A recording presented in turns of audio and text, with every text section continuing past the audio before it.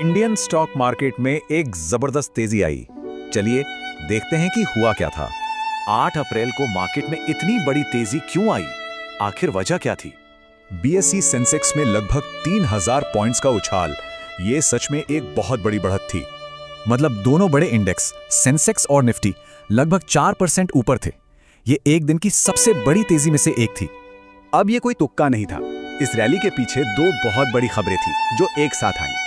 एक थी geopolitical good news और दूसरी मॉनेटरी स्टेबिलिटी। इन्वेस्टर्स के लिए तो ये डबल धमाका था। पहली बड़ी खबर थी अमेरिका ईरान के बीच सीज फायर। 2 हफ्तों के लिए ही सही, पर यह टेंशन कम करने वाला बड़ा कदम था। और इसका असर तुरंत दिखा कच्चे तेल की कीमतों पर, जो तेजी से नीचे आ गईं। ब्रेंट क्रूड की कीमतें 14% तक गिर गईं। भारत जैसे देश के लिए ये बहुत बड़ी राहत की बात थी। ये तो हुई पहली खबर। अब दूसरी तरफ देश में आरबीआई ने भी एक बड़ा ऐलान किया। इसे समझने के लिए रेपो रेट को जानना जरूरी है। इसी से तय होता है कि बैंकों को लोन किस रेट पर मिलेगा।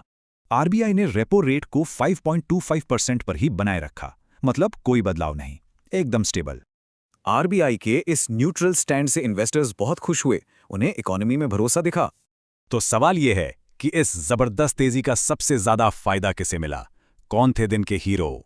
सबसे आगे थे ऑटो और रियल्टी सेक्टर, क्योंकि जब इंटरेस्ट रेट नहीं बढ़ते तो कार और होम लोन सस्ते रहते हैं। कुछ स्टॉक्स तो कमाल ही कर गए, जैसे टाटा मोटर्स और श्रीराम फाइनेंस, जिनमें 10% तक की तेजी देखी गई। लेकिन बात सिर्फ प्रॉफिट की नहीं थी। मार्केट से एक और चीज गायब हुई, और वो था डर। इसे हम नापते हैं इंडिया विक्स से। इसे डर का इंडेक्स भी कहते हैं, जो मार्केट की घबराहट को दिखाता है।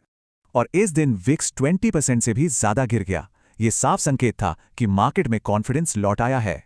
तो बात साफ है, दो तरफ से आई अच्छी खबरों ने मार्केट के लिए एक परफेक्ट माहौल बना दिया। मार्केट ने स्टेबिलिटी का जश्न तो मनाया, पर सीज फायर तो टेम्पररी है।